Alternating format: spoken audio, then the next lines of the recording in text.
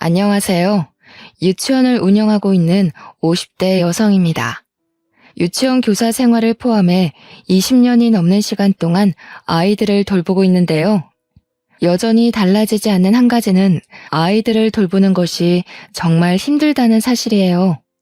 하지만 그럼에도 제가 계속해서 유치원을 운영하는 것은 티 없이 맑은 아이들의 미소 때문이랍니다. 과거 가장 믿었던 사람에게 배신당한 슬픔으로 힘들어하고 있을 때 아이들의 맑은 웃음은 큰 힘이 되어 주었고요.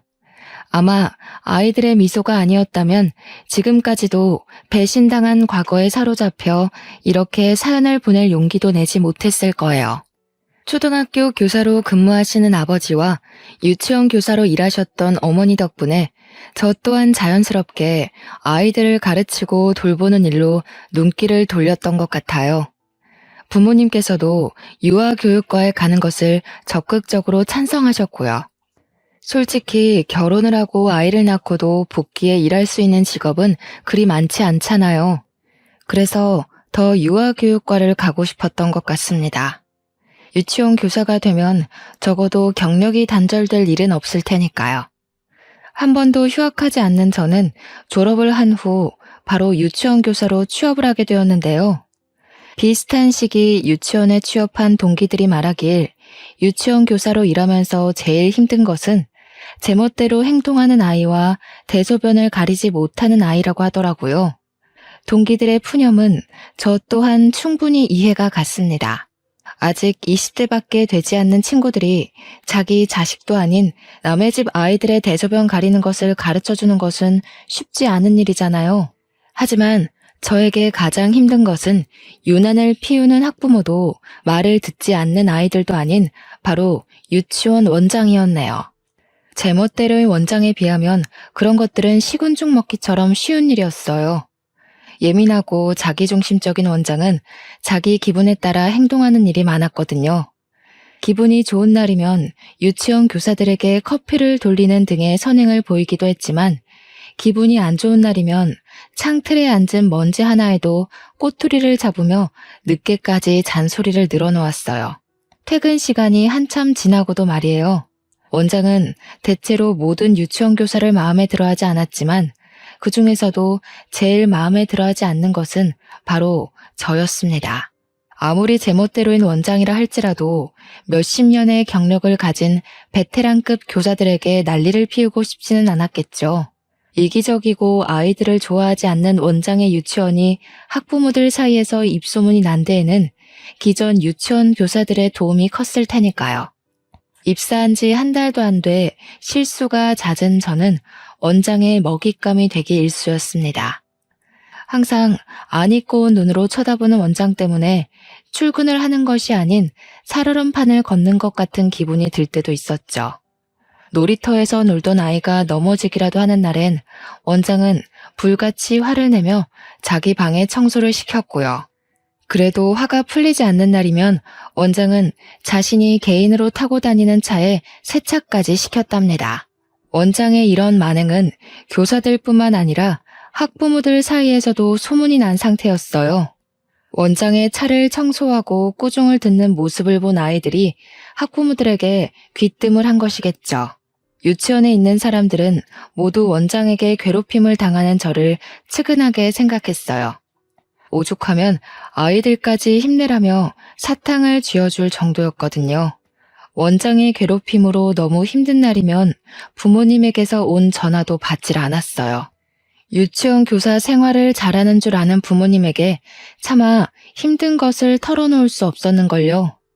그래서 부모님 대신 친구들에게 하소연을 했답니다. 원장의 만행을 들은 친구들은 길길이 날뛰면 당장 그만두라고 말을 했고요.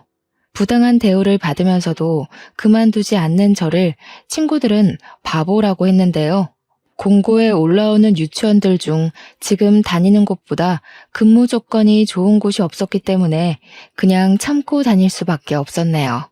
친구들은 부당한 대우를 받으면서 일할 바에는 차라리 돈을 조금 덜 주더라도 정신적으로 편한 곳에 가서 일을 하라며 조언을 해주었지만 결혼 자금을 모아야 했기에 어쩔 수가 없었는걸요. 그리고 아무리 힘들다고 할지라도 저에게는 든든한 남자친구가 있었기에 이 정도의 힘든 것쯤은 견딜 수 있었어요. 남자친구는 같은 학교 선후배 관계로 20살 때부터 사귀어 6년이란 긴 시간 동안 제 곁을 지켜주었죠. 물론 결혼을 한다면 한결같이 옆을 지켜주었던 남자친구와 해야겠다는 생각을 했지만 남자친구는 사무관 준비로 바빴기에 결혼은 미룰 수밖에 없었어요. 남자친구가 바로 사무관에 합격한다고 해도 공시생 생활을 하면서 모은 돈이 있을 리가 없었기에 결혼 자금은 전적으로 제가 하는 것이 옳다고 생각했죠. 그래서 힘든데도 불구하고 악착같이 유치원에서 버틴 거고요. 다행히 남자친구는 제가 유치원에 입사한 지 1년 만에 사무관에 합격을 했습니다. 첫 출근을 한 후 남자친구는 곧장 프로포즈를 해주었죠. 한쪽 무릎을 굽히고 반지를 끼워주는 남자친구를 보자 저도 모르게 눈물이 나왔어요. 이 순간을 위해 그동안 몸이 부서져라 일을 한 거잖아요. 얼마나 고생했는지를 알기에 주변 동기들 또한 저희의 결혼을 진심으로 축하해 주었는데요. 남자친구의 어머니를 뵌 순간 저의 꽃길은 가시돋은 지옥길로 변하게 되었네요. 예비 시어머니는 다름 아닌 꿈에서도 마주치기 싫었던 원장이었거든요. 남자친구의 어머니를 뵈는 자리에 원장이 나올 거라고는 꿈에도 생각하지 못했어요. 원장 또한 예비 며느리 자리에 제가 있는 것에 당황한 눈치였고요. 아버지 없이 힘들게 일을 하며 헌신적으로 남자친구를 키웠다는 어머니가 원장이라는 사실을 알게 되자 온몸에 소름이 돋더군요. 그동안 남자친구 앞에서는 세상 어디에도 없는 온화한 어머니 역할을 하면서 다른 사람들에게는 길길이 날뛰며 화풀이를 했던 거잖아요. 남자친구가 잠시 전화를 받으러 밖으로 나간 사이 원장은 미소를 띠고 있던 가면을 벗어던지고 본색을 드러내었어요. 참나, 정성스레 차린 밥상에 개 앉은 꼴이라니. 니까짓 게 어디라고 감히 우리 아들 옆자리에 앉아? 너 말해봐라. 우리 아들 보고 일부러 내가 운영하는 유치원에 얼굴 들이민 거지? 내세울 게 없으니 얼굴 도장이라도 찍으려고. 그게 무슨 말씀이세요, 원장님? 원장님이 기준 씨 어머니라는 거 알았으면 제가 진작에 말했겠지 왜 숨기고 있었겠어요. 원장은 유치원에 취업을 한 것부터 그동안 자신이 행패를 부려도 참은 것까지 모두 사무관이 된 남자친구의 옆자리를 노리고 한 행동이라고 생각을 하는 듯했어요. 아무리 아니라고 말을 해보아도 원장의 머릿속에 저는 음흉하게 남자친구를 차지한 여자가 되어 있었죠. 긴 말 할 거 없고 당장 헤어져라. 번듯한 사무관인 우리 아들한테 유치원 교사 나부랭인 네가 어디 가당키나 하던? 자고로 결혼이란 비슷한 급인 사람끼리 해야 오래가는 법이야. 다 늙어서 이웃녀 딱지 붙이고 재혼도 못해서 달방에서 혼자 살까 걱정돼서 해주는 말이니 새겨듣고 지금이라도 네 급에 맞는 남자 만나라. 그동안 제가 원장님 마음에 안 들었다는 거 잘 알지만 지금도 노력하고 있고 앞으로도 원장님 마음에 들려고 노력할 거예요. 그러니까 제발 결혼만큼은 허락해주세요. 아이고, 우리 아들 눈에 쓸데없는 콩깍지 붙여놓은 것도 모자라 하다 이제는 우리 귀한 아들 옆자리까지 넘보는구나. 너 때문에 우리 아들이 마다한 여자가 몇이나 되는 줄 알고 이런 허무맹랑한 소리를 해. 우리 아들이 마다한 여자 중에 눈 감고 아무 여자나 집어다가 앉혀놔도 너 같은 것보다 100배, 아니 1000배는 나을 거다. 가진 게 없으면 염치라도 있어야지. 어디 감히 우리 아들을 넘봐. 자존심도 구기고 빌었지만 원장은 꿈쩍도 하지 않았어요. 오히려 더욱더 밀어내는 것 같았고요. 원장은 유치원 교사가 된 것이 공부를 안 해서라고 했는데요. 참 씁쓸했어요. 물론 안정성과 여러 가지 상황을 보고 직업을 선택한 것은 맞지만 아이들을 사랑하는 마음만큼은 진심이었는걸요. 똑같이 아이들을 가르치고 돌봐주는 입장에서 원장에게 안 좋은 말을 들으니 기분이 썩 좋지는 않더군요. 원장의 말을 듣다 보니 스스로가 못난 사람이 된 것 같았고요. 하지만 그럼에도 남자친구를 포기할 수 없었어요. 그래서 원장에게 저희의 결혼을 허락해달라 싹싹 빌 수밖에 없었습니다. 눈물까지 보이며 빌었던 것이 효과가 있었는지 원장은 못마땅한 눈으로 쳐다보면서도 결혼만큼은 허락한다고 말했어요. 대신 원장의 말이라면 무조건 따라야 한다는 이상한 조건이 걸리긴 했지만 왜 그런 말이 있잖아요. 사랑하면 약자가 된다는. 남들이 보기에는 저를 바보같이 봤을 수도 있어요. 남자친구에게 말을 해서 합의를 봐도 되는 일이니까요. 생각해보면 겁이 났던 것 같습니다. 아버지도 없이 혼자서 자신을 길러준 어머니에게 남자친구는 깊은 애정을 가지고 있었거든요. 물론 남자친구의 사랑이 깊기는 했지만 그럼에도 어머니에 대한 사랑을 이길 수 있는 것은 아니니까요. 우여곡절 끝에 결혼을 한 후 저희 부부는 유치원과 가까운 곳에 구축 아파트에 신혼집을 마련하게 되었답니다. 아파트의 전세금은 전부 제가 모은 돈으로 해결을 했는데요. 남편은 그게 퍽 미안했는지 월급의 70%를 건네주더군요. 그동안 뒷바라지하느라 고생했으니 앞으로 자신이 호강시켜주겠다면서요. 물론 부잣집처럼 호화로운 생활을 할 수 있는 정도의 돈은 아니었지만 그럼에도 행복했네요. 아무리 사랑하는 사이라고 해도 월급의 대부분을 넘겨주는 것이 쉬운 일은 아니잖아요. 결혼 후 남편은 유치원 교사 일을 쉬길 원했습니다. 유치원 교사 생활을 하면서 힘들어한 것을 제일 옆에서 지켜봤으니 그럴 만도 했죠.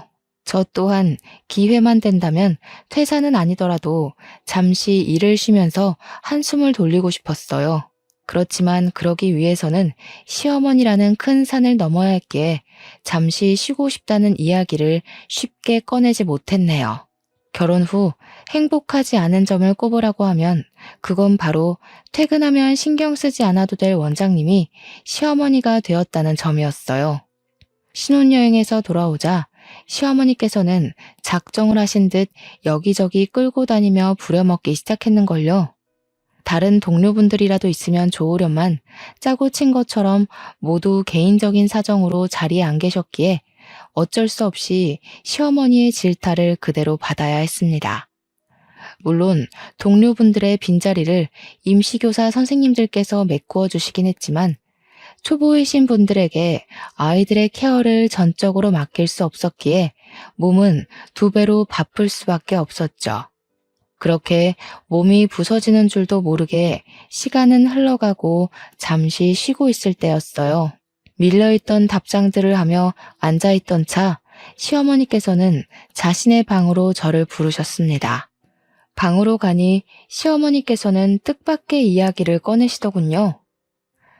집안이며 학벌이며 잘난 게 없으면 빨리 애라도 낳아서 우리 아들 대일 생각을 해야지. 다른 교사들 복귀하는 대로 사표 내고 애부터 가질 생각해라. 네?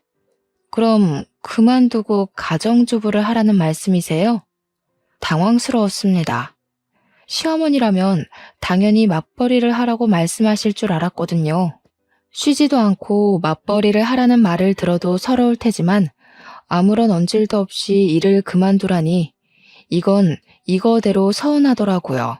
아무리 아이가 중요하다고 해도 그만두고 나면 그동안 쌓았던 경력이 모두 없어지는 거잖아요. 그래서 시어머니에게 차분히 저희 부부의 생각을 말씀드렸죠. 물론 언젠가 아이를 갖긴 할 테지만 지금은 신혼생활을 즐기고 싶다고요. 예, 너는 지금 드라마 찍니? 너희 나이가 몇인데 신혼생활이야. 당장 애 가질 생각부터 해야지. 임신하려면 여자 나이가 얼마나 중요한데. 지금 너처럼 신혼생활 즐기겠다고 애 계획 미루다. 자연 임신 불가 판정받고 시험관이며 인공수정이며 하려고 병원 오가는 부부 보는 게 어디 한두 번이었는지 아니?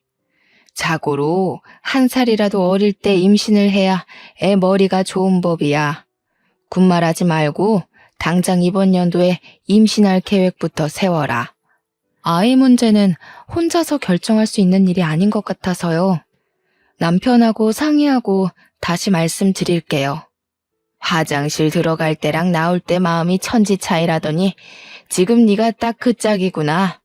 간이고 쓸개고 내줄 것처럼 구는 게 하도 딱해서 사람 인생 구하는 셈치고 우리 아들이랑 결혼시켜줬더니 어디 지금 와서 딴소리야?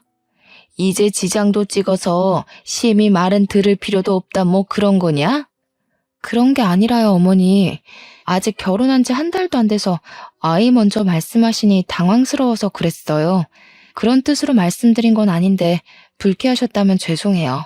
이해해보려고 했지만 솔직히 시어머니의 행동을 이해할 수는 없었어요. 물론 저희 부부 둘 다 아이를 좋아하긴 했지만 결혼한 지 한 달도 안 된 신혼부부에게 직장도 포기하고 아이부터 가지라고 하다뇨. 다짜고짜 2세 계획을 강요하는 시어머니의 모습은 이해는 물론 받아들일 수도 없었습니다. 그래서 남편에게 조심스레 시어머니와 있던 일을 말하게 된 것이고요. 제 말을 듣자 남편은 시어머니가 왜 그러는지 설명을 해주었어요.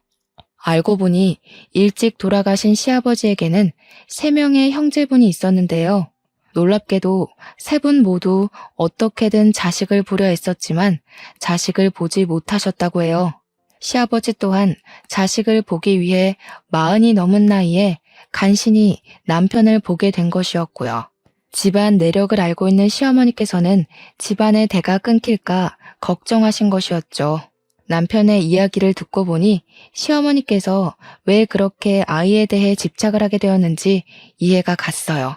그렇지만 시어머니의 행동을 이해한다고 해서 바로 아이를 가질 계획을 세우는 것은 아니었어요. 저희 부부 둘 다 아직은 20대였기에 아이를 가져야 된다는 의무감보다는 인생에 다시는 없을 신혼생활을 단둘이서 즐기고 싶었거든요. 하지만 결혼 후 1년이 지나고 2년이 지나고 눈 깜짝할 사이에 저희 부부는 30대에 접어들었는데요. 30대에 접어들어 주변에서 아이들의 돌잔치와 출산 선물을 보내고 나니 서서히 불안감을 느끼게 되더군요. 그래서 뒤늦게 아이를 갖기 위해 팔을 걷어붙이게 된 것이고요.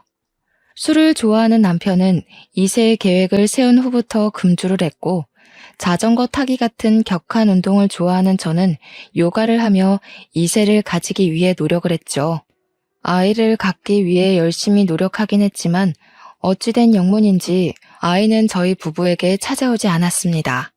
1살이라도 어릴 때였다면 언젠가는 생기겠지라 편하게 마음을 먹었을 테지만 나이가 나이인지라 병원을 찾아가게 되었죠. 저희 부부는 인공수정을 하기 위해 몇 가지 검사를 진행했는데요. 아무 이상이 없는 저와 다르게 남편은 불임 판정을 받고 말았죠. 검사 결과를 받은 후 저희 부부는 며칠간 대화도 단절한 채 충격에 빠져 있었어요. 그리고 며칠 후 시어머니에게는 비밀로 하자면서 남편이 먼저 이야기를 꺼내더군요. 자신을 쏙 빼닮은 아이를 가지고 싶어 하던 남편의 바람과 대를 이어가는 걸 누구보다 중요하게 생각하는 시어머니의 집착 모두를 알기에 그저 남편의 뜻을 따를 수밖에 없었네요. 괜찮은 척하기는 했지만 남편이 밤마다 베개를 적시며 힘들어하는 것을 알았기에 조용히 남편의 등을 두드려 줄 수밖에 없었습니다. 그런데 착잡한 마음으로 출근한 다음 날 시어머니는 대뜸 이혼 신고서를 내밀며 남편과 당장 헤어지라는 말을 하더군요. 뭔가 오해를 하시는 시어머니에게 변명을 하려고 했지만 시어머니는 그럴 틈도 주지 않으셨습니다. 못된 것, 불임인 걸 속이고 우리 아들하고 결혼을 해? 눈에 차지도 않는 걸 억지로 참으면서 결혼까지 시켜줬더니 네가 이런 식으로 내 뒤통수를 치는구나. 이래서 집안에 사람이 잘 들어야 된다고 하는 건데. 시어머니는 남편이 아닌 제가 불임이라고 생각하는 모양이었어요. 시어머니가 왜 그렇게 확신하는지는 말하지 않아도 딱 알 수 있었습니다. 빨리 아이를 갖기 바라는 시어머니의 극성을 견디지 못한 남편이 제가 불임이라고 둘러댄 것이 분명했거든요. 책상 위에 온갖 물건을 던지는 시어머니의 폭력적인 행동 앞에서 한숨부터 나오더군요. 아무리 아니라고 해도 시어머니가 그 말을 믿을 리가 없잖아요. 그래서 변명을 하는 것이 아닌 그저 가만히 있을 수밖에 없었는데요. 시어머니는 그게 더 마음에 들지 않는지 길길이 날뛰며 화를 내셨습니다. 애도 못 낳는 주제에 날고기는 여자들 다 제치고 부뚜막에 올라가서 죽까지 써? 나는 귀한 우리 아들 옆에 알맹이도 없는 빈 상자가 떡하니 자리 차지하고 있는 꼴 못 본다. 아무리 우리 아들이 탐나도 그렇지 불임인 주제에 손귀한 집에 며느리로 들어오다니 네가 제정신이냐? 긴 말할 거 없고 당장 이혼부터 해라. 이혼하라는 말을 끝으로 저는 원장실에서 쫓겨나듯이 나오게 되었어요. 너무나 갑작스럽게 이루어진 일에 문 앞에 서 있자 문득 그런 생각이 들더라고요. 남편이 너무하다는 생각 말이에요. 아무리 자신이 불임인 것을 시어머니에게 들키기 싫어도 그렇지 가뜩이나 미움받고 있는 아내에게 자신이 불임인 것을 뒤집어 씌우다뇨. 이해해보려고 했지만 남편의 행동은 도저히 이해가 되지 않았는걸요. 그래서 퇴근 후 집에 들어온 남편에게 따지게 되었어요. 당신 진짜 너무하다. 아무리 자기 불임인 거 말하기 싫다고 해도 그렇지. 어떻게 몸 멀쩡한 부인한테 불임이라고 뒤집어 씌울 수가 있어. 가뜩이나 어머님 나 안 좋게 보시는데 불임이라는 말까지 하면 이혼밖에 더 하겠어? 오늘 어머니가 그러시더라. 손귀한 집에 알맹이도 없는 빈 상자 들어앉아 있는 꼴 못 본다고 당신이랑 이혼하래. 미안해. 어머니가 당신한테 그렇게까지 뭐라 할 거라는 생각도 못했는데 내 불찰이야. 근데 당신도 알잖아. 우리 엄마가 손주를 얼마나 원하는지. 엄마가 우시면서 하루빨리 손주 얼굴 보여달라고 하시는데 차마 입이 안 떨어지더라. 나 불임인 거 알면 우리 엄마 쓰러질 게 뻔하잖아. 그럼 나한테 먼저 말을 했으면 됐잖아. 혼자서 끙끙 앓다가 어머님한테 거짓말이나 하고. 당신 마음은 충분히 알지만 이대로 가다간 졸지에 잘 살고 있는 우리 둘 이혼하게 생겼어. 내 생각이 짧았던 것 같아. 아무리 입이 안 떨어져도 당신까지 끼어들게 했으면 안 됐는데. 엄마한테는 내가 잘 말할 테니까 당신은 조금만 기다려줘. 당신한테 절대 피해 안 가도록 내가 엄마한테 잘 말해놓을게. 시어머니에게 온갖 치욕스러운 말을 들었을 때만 하더라도 남편에게 따지고 싶었지만 막상 남편의 풀죽은 모습을 보니 그렇게 못하겠더군요. 가장 현실을 받아들이지 못하는 당사자 또한 남편일 테니까요. 그래서 한동안 시어머니에게 남편이 불임인 것을 숨기기로 했답니다. 부부의 치부까지 눈감아주는 것이 진정한 사랑이라고 생각했거든요. 남편은 시어머니를 찾아가 저를 괴롭히지 말라고 신신당부를 한 모양이었지만 그럴수록 시어머니의 행패는 더 심해졌습니다. 요망한 것이 자신의 아들을 홀려서 대를 끊어놓는다며 입에 담지도 못할 말을 하면서요.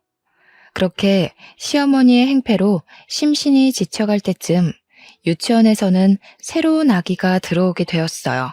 아이는 동네에서 폐지 줍기로 유명한 할아버지의 손주였죠. 딱 보기에도 경제적으로 부족해 보이는 아이가 저희 유치원에 입학하다니 처음에는 의문이 들었어요. 저희 유치원은 소수 정원만 받는 사립 유치원이다 보니 다달이 내는 돈이 만만치 않았거든요. 아이는 세탁이 잘 되지 않은 옷을 일주일 내내 입는 것은 물론이거니와 식사 예절 또한 전혀 배우지 못해 수저가 아닌 손으로 밥을 집어먹기 일쑤였는데요. 아이의 상태가 이렇다 보니 다른 유치원 아이들은 점점 그 아이를 피하더군요. 앞에서는 모두들 친하게 지내라 말을 하기는 했지만 선생인 저희들이 보기에도 부족한데 다른 유치원 아이들은 오죽할까라는 생각도 들었죠. 이쯤 되니 남들의 이목을 가장 중요하게 생각하는 시어머니가 무슨 생각으로 아이를 입학시켰는지 의문이 들었어요. 그래서 시어머니에게 욕을 먹을 각오를 하고 물어보게 된 것이고요. 말을 들어보니 시어머니는 아이의 할아버지에게 평소 받는 비용의 2배 이상을 받고 있었습니다. 시어머니의 만행을 알고 나니 소름이 돋더군요. 시어머니가 돈에 눈이 먼 것은 알았지만 경제적으로 부족한 분들의 주머니를 감당할 정도로 악질인 줄은 몰랐으니까요. 그래서 결심하게 되었죠. 교사의 도리로 아이가 유치원에 다닐 동안만이라도 사랑과 존중으로 아이를 가르쳐야겠다고요. 제일 먼저 한 것은 한글을 가르쳐 주는 것이었어요. 6살인데도 불구하고 한글을 쓰지 못한다는 것은 있을 수 없는 일이잖아요. 그래서 아이의 할아버지에게 양해를 구하고 아이에게 한글을 가르쳐 주게 되었는데요. 아이는 가르쳐 주면 가르쳐 주는 대로 쑥쑥 흡수를 하는 스펀지 같았습니다. 가르치는 입장에서 아이는 참 탐나는 인재였어요. 2달 전까지만 해도 한글에 한 글자도 못 쓰던 아이가 받아쓰기에 100점을 받을 정도로 발전을 한다는 것은 선생의 노력과는 별개로 아이의 학습 능력이 뛰어나지 않으면 절대로 불가능한 일인 거잖아요. 그 후 아이에게 한글뿐만 아니라 기본적인 예절까지 같이 가르쳤는데요. 아이의 노력과 저의 정성이 통해서인지 아이는 다른 유치원 아이들과 잘 어울렸습니다. 그 모습을 보니 참 흡족했죠.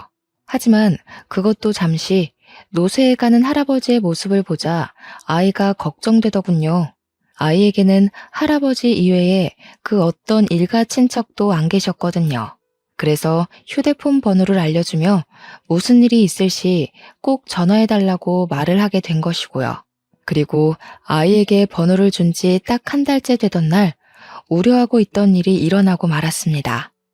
늦은 주말 저녁을 먹고 일찍 잠자리에 들려고 할 때 모르는 번호로 전화가 걸려왔죠.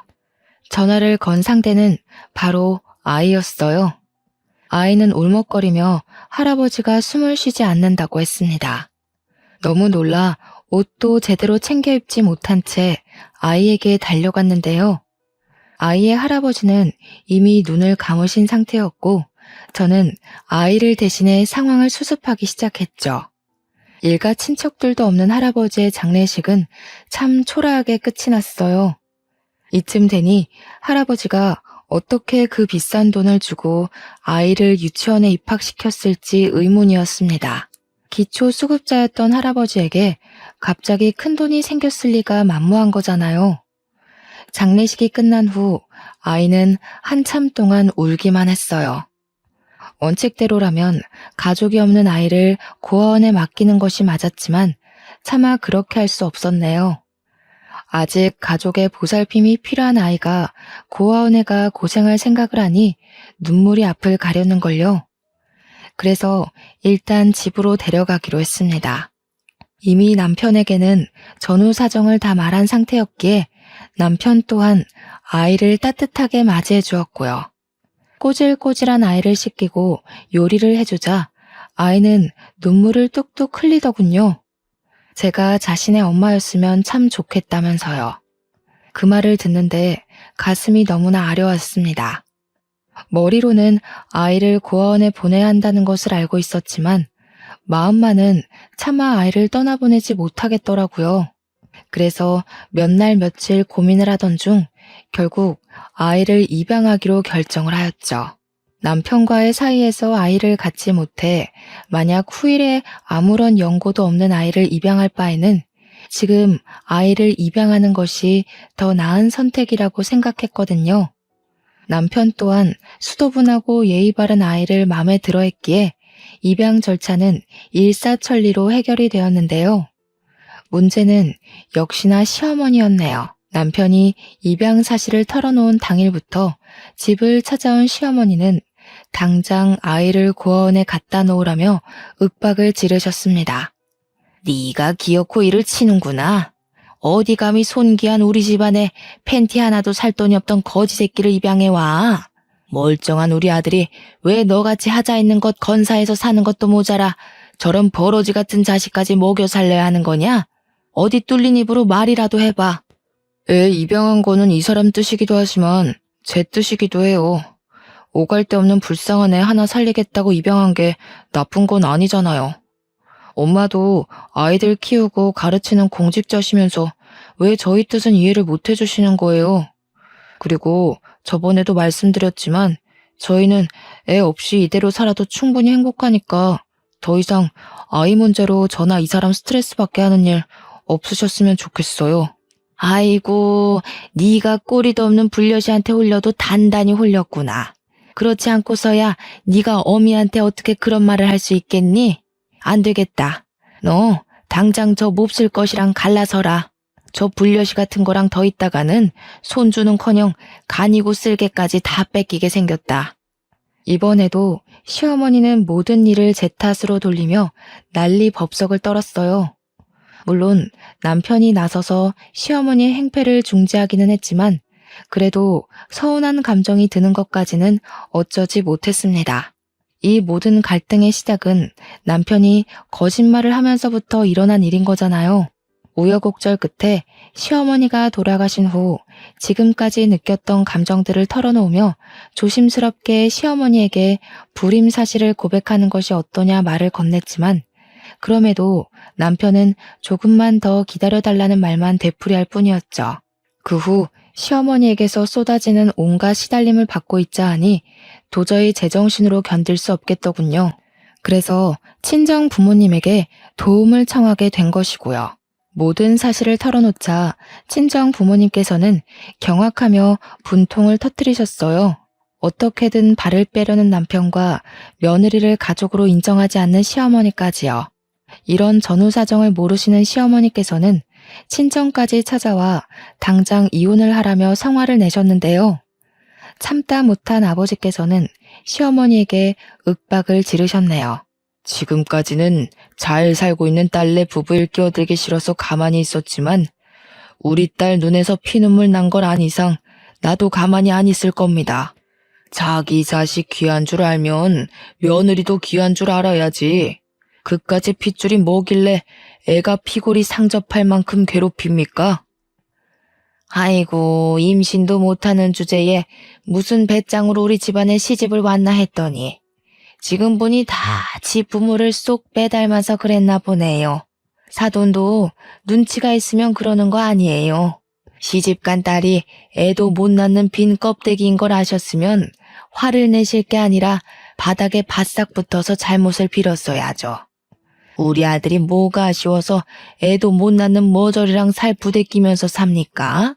동네방네 하자 있는 딸내미 소문나기 싫으면 빨리 이혼 서류에 도장부터 찍으세요. 예, 나도 우리 딸 고생하면서 사는 꼴 더 이상은 못 보니 이혼시킬 겁니다. 근데 아무리 생각해도 억울해서 이건 꼭 말해야겠네요. 애 못 갖는 빈 껍데기는 우리 딸이 아니라 잘난 사돈네 아들이라는 거 말이에요. 우리 아들이 불임이라니 그건 또 무슨 헛소리예요? 지금 이혼하기 싫어서 멀쩡한 우리 아들 헐뜯어서 깎아내리려는 속셈인가 본데 괜한 헛꿈 꾸지 말고 애도 못 갖는 딸 이혼시킬 준비나 하세요. 당신 아들이 문제 있는 걸 가지고 왜 우리 딸한테 다 뒤집어 씌웁니까? 못 믿겠으면 사돈이 당장 전화해서 확인이라도 해보시던가요. 처음에는 안 믿는 눈치였지만 아버지께서 강하게 나오시니 시어머니께서는 반신반의하는 심정으로 남편에게 전화를 걸었어요. 그리고 남편이 불임이라는 말을 듣는 순간 시어머니께서는 충격으로 그만 자리에서 쓰러지셨고요. 결국 시어머니는 구급차를 타고 병원 응급실에 실려가게 되었어요. 남편에게 연락을 하니 바로 응급실에 오게 되었는데요. 아버지께서 시어머니에게 불임 사실을 알린 것을 듣게 되자 불같이 화를 내더군요. 전혀 예상하지 못했던 일이었습니다. 아무리 화가 났다고 해도 할 말이 있고 안 할 말이 있지. 장인어른이 그렇게 말할 동안 당신은 옆에서 보고만 있었어? 내가 그렇게 기다려달라고 했는데 고작 우리 엄마가 뭐라고 한 것 가지고 남 치부나 까발리고 내가 우리 엄마 쓰러지는 거 보려고 당신이랑 결혼한 줄 알아? 남편의 말을 듣는데 왈칵 눈물부터 쏟아졌어요. 그동안 남편의 불임 사실을 숨기기 위해 시어머니에게 듣지 않아도 될 모욕과 멸시까지 당하며 꾹 참았는데 이런 식으로 나오다뇨. 제가 한 수많은 희생은 모른 척한 채 이기적으로 나오는 남편의 태도는 서운하다 못해 실망스럽기까지 했습니다. 불임 소동이 있는 후 남편과의 사이는 급속도로 안 좋아져 각방을 쓰는 지경까지 이르게 되었어요. 그리고 각방을 쓴 지 1년도 안 돼 남편은 이혼을 요구해 왔고요. 일이 어찌되었던 남편과 이혼하기 싫었기에 어떻게 해서든 남편의 마음을 돌려보려고 애를 쓰게 되었습니다. 다시 한 침대를 써보려고 하고 둘만의 시간을 보내며 서로에 대한 이야기를 나누면서요. 하지만 남편은 같은 방을 쓰려고 하지도 자신의 속내를 털어놓으려고도 하지 않았어요. 돌보다 더 딱딱하게 변한 남편을 보며 어쩔 수 없이 이혼을 받아들이게 되었고요. 서로에 대해 원하는 것이 없었기에 이혼은 빠르고 간결하게 이루어졌어요. 하나 걸리는 게 있다면 입양하게 된 아들이었지만 남편은 아들에 대한 애정을 보이지 않았기에 아들의 양육권 또한 금세 포기를 했죠. 영원할 것만 같았던 남편과의 결혼 생활은 그렇게 종지부를 찍게 되었습니다. 이혼을 마무리한 후 법원을 걸어 나오자 그 앞에는 시어머니가 떡하니 버티고 서 있었어요. 남편은 시어머니에게 차로 돌아갈 것을 권했지만 어찌된 영문인지 시어머니는 따로 할 말이 있다며 남편에게 먼저 차로 돌아가 있으라고 하더군요. 남편이 주차장으로 사라지고 단둘이 남게 되자 시어머니는 가방에서 한 장의 사진을 꺼내 건네주셨는데요. 그 사진은 놀랍게도 초음파 사진이었어요. 깜짝 놀라자 시어머니는 못마땅하다는 듯이 혀를 찼습니다. 불임은 무슨... 네가 직접 봐라. 우리 아들이 불임인가. 다 성에 안 차는 거지 며느리라고 들어와서 노한 조상님이 애가 못 들어서게 막은 거지. 차라리 이렇게 된 게 잘 된 일이지. 부모가 숟가락을 잘 물어야 태어난 애도 부모한테 받은 수저로 밥을 잘 받아먹는 건데. 은수저는커녕 수저 하나 제대로 없는 네 배에서 애라도 덜컥 들어서 봐라. 그 애가 자기 밥그릇이나 잘 챙길 수 있나. 제가 어머니였다면 불임인 아들 손주봤다고 좋아할 게 아니라 유전자 검사부터 해보라고 할 거예요. 불임인 아들이 하루아침에 자식을 봤다는데 이상하지도 않으세요? 우리 아들 걱정할 시간에 피 한 방울 안 섞은 혹 달고 이혼녀 딱지까지 머리에 붙인 네 앞날 걱정이나 해라. 앞으로 우리 아들은 떡두꺼비 같은 손주 낳아서 잘 살 테니. 괜찮은 척 하기는 했지만 충격이었습니다. 그리고 그제야 이혼을 서두르던 이유도 각방을 썼던 이유도 모든 퍼즐이 맞춰지기 시작했죠. 새로운 사람이 생기지 않고서야 사람이 한순간에 바뀌기는 어려운 일이잖아요. 떠나가는 남편의 차량을 보니 그동안의 일이 주마등처럼 스쳐가더군요. 남편의 불임 사실을 숨겨주기 위해 시어머니에게 핍박을 받았던 것부터 남편의 이기심에 질려 각방을 한 순간까지요. 그런 순간들이 머릿속에 스쳐가자 인생이 참 허무하다는 생각이 들었습니다. 그래서 안 좋은 생각까지 하게 된 것이고요. 하지만 제 옆에는 키워야 하는 아들이 있었기에 그런 안 좋은 생각들을 가슴에 묻으며 다시 일어날 수밖에 없었네요. 시어머니가 운영하는 유치원이 월급을 많이 주기는 했지만 차마 남편과 이혼까지 한 상황에서 시어머니가 운영하는 유치원을 다니지는 못하겠더라고요. 그래서 남편과 함께 지냈던 아파트도 정리하고 도망치듯 친정으로 들어가게 되었죠. 친정 부모님께서는 한 살이라도 젊을 때 그런 몰상식한 집안과 이혼한 것이 오히려 잘된 일이라며 위로를 해주셨어요. 친정 부모님의 응원이 있었기에 힘을 내어 다시 취업 준비를 할 수 있었고요. 하지만 시어머니가 동네 유치원들 사이에 여기저기 소문을 퍼뜨렸기 때문인지 취업은 잘 되지 않았습니다. 그래서 직접 유치원을 운영하기로 결심을 했죠. 물론 처음에는 계속해서 유치원을 운영할 수 있을까란 의문이 들 정도로 유치원에 아이들이 없었지만 그럼에도 아이들에게 진심을 다하기 위해 노력하니 어느 순간 엄마들 사이에서 믿고 맡길 수 있는 유치원으로 입소문이 나 있더라고요. 유치원의 원장이 된 후 시간은 빠르게 흘러 제 뒷공무니만 졸졸 쫓아다니던 아들은 어느덧 대학생이 되었죠. 운영하는 유치원도 안정이 되고 아들 또한 공부를 잘해 속히 말하는 명문대에 입학을 해 우수한 성적으로 장학금을 받았기에 제 노년의 나날은 행복의 연속이었어요. 남편과 시어머니에게 받은 상처와 슬픔을 보상받는 기분이랄까요? 하지만 그건 순전히 착각에 불과했습니다. 저희 유치원에는 유난히 장난이 심한 여자아이가 한 명 있었는데요. 처음에는 약간의 꾸중으로 아이의 행동을 바로잡으려 했지만 아이의 장난은 점점 도가 지나쳐갔어요. 다른 아이들에게 피해가 갈 정도로요. 다른 학부모들의 언성이 높아져 하는 수 없이 아이의 엄마에게 전화를 걸게 되었죠. 그런데 전화를 받은 엄마는 우리 아이가 그럴 리가 없다며 오히려 적반하장으로 나왔고 입씨름 끝에 결국 아이의 부모 모두를 유치원으로 부르게 되었네요. 그런데 아이의 아빠를 보는 순간 할 말을 잃고 말았습니다. 아이의 아빠는 다름 아닌 전 남편이었거든요. 전 남편 또한 많이 놀란 듯 입을 번긋거리더니 아이의 엄마를 먼저 보낸 후 따로 이야기할 것을 권했어요. 제 기억이 맞는다면 남편의 아이는 중학생이 되었을 텐데 어린 딸아이가 있다니 조금 의아했죠. 의아해하는 표정을 읽었는지 남편은 숨겨졌던 이야기를 털어놓기 시작했어요. 첫째를 낳은 후 아내가 둘째까지 임신을 하자 남편은 먼저 유전자 검사를 했다고 해요. 유전자 검사에서 모두 친자 확인이 된 후에는 다시 병원에 검사를 해봤고요. 놀랍게도 다시 한 검사에서 남편은 불임이 아닌 것으로 판명이 났다더군요. 모든 것이 다 병원의 불찰이었던 것이었습니다. 모든 사실을 털어놓은 남편은 미안하다며 사과를 했는데요. 남편의 사과를 받자 씁쓸해졌어요. 병원의 검사만 아니었다면 지금쯤 전 남편의 옆에 아이를 안고 있는 것이 제가 될 수도 있었던 거잖아요. 끝난 줄 알았던 전 남편과의 재회는 다시금 우울감을 주었어요. 그래서 유치원을 운영한 후 처음으로 쉬어야겠다는 생각을 가지게 된 것이고요.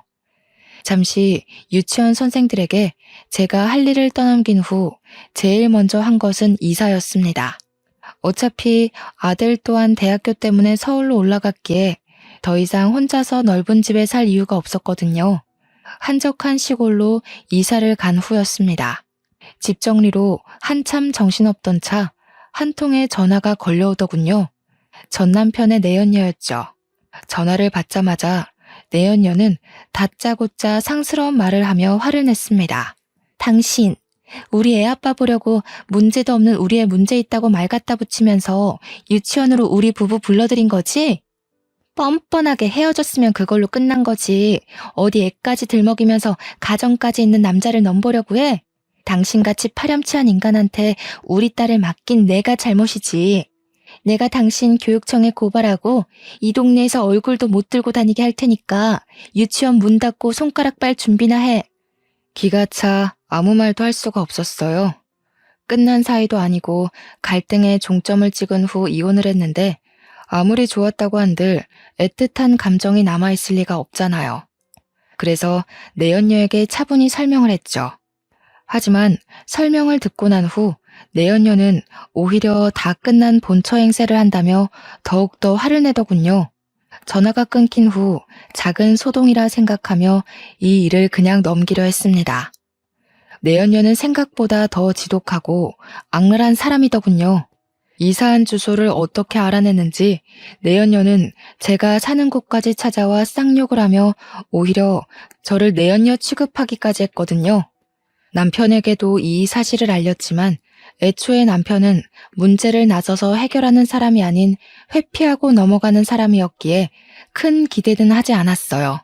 남편의 성정을 잘 알았기에 변호사를 구하려 힘썼고요. 다행히 친구의 도움으로 괜찮은 변호사를 구하게 되었는데요. 변호사는 꼼꼼한 일처리로 내연녀에게 접근 금지 명령을 신청하는 것과 더불어 스토커 죄까지 물며 벌금형까지 선고를 했습니다. 변호사의 도움으로 골칫거리였던 내연녀는 떨어져 나갔고요. 내연녀의 일이 끝난 후 몇 번이나 변호사에게 고맙다고 인사를 했죠. 그랬더니 변호사는 이렇게 만난 것도 인연이니 좋은 친구로 지내자며 제안을 했습니다. 처음에는 단순한 이유로 시작한 사이였지만 변호사는 알고 지내면 지낼수록 참 괜찮은 사람이었어요. 친분이 두터워질 때쯤 변호사는 개인적인 이야기를 들려주었죠. 젊은 시절 변호사는 친구와 여행을 가던 중 교통사고를 당하게 되었다고 해요. 졸음운전을 하던 화물차 때문이었는데요. 목숨을 부지한 변호사와 다르게 운전대를 잡고 있던 친구는 안타깝게도 운명을 달리했다더군요. 친구에게는 아내 없이 홀로 키우던 갓난아기가 있었기에 친구를 떠나보낸 후 변호사는 오랫동안 죄책감에 시달려 속죄하는 마음으로 매년 고아원에 기부를 했다고 말을 했습니다. 그래서 저 또한 개인적인 이야기를 털어놓았어요. 이혼 후 홀로 입양한 아들을 키우고 있는 것과 왜 이혼을 했는지 같은 것들 말이에요. 모든 이야기를 들은 변호사는 친아들도 아닌데 지금까지 키운 것이 대단하다 말해주었고, 과거의 아픔이 있다는 공통점 때문인지 저희는 급속도로 친해져 어느 순간 보니 같이 미래를 계획하는 사이가 되어 있었네요. 그런데 변호사는 부끄럽게도 매년 월급의 절반을 고아원에 기부한 탓에 모아놓은 돈이 없다며 부끄러워했는데요. 아무 상관없었습니다.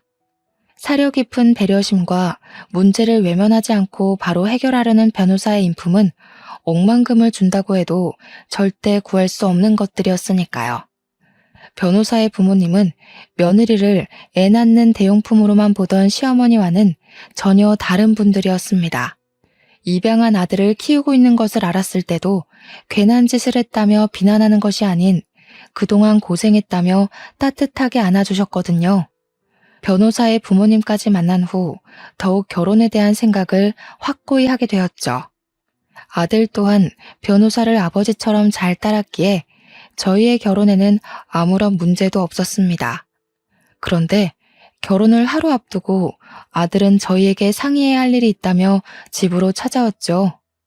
아들이 말하길 딱 봐도 불량해 보이는 사람들이 개명 전 자신의 이름을 말하며 오래전 돌아가신 아버지의 이야기를 했다는 것이었어요.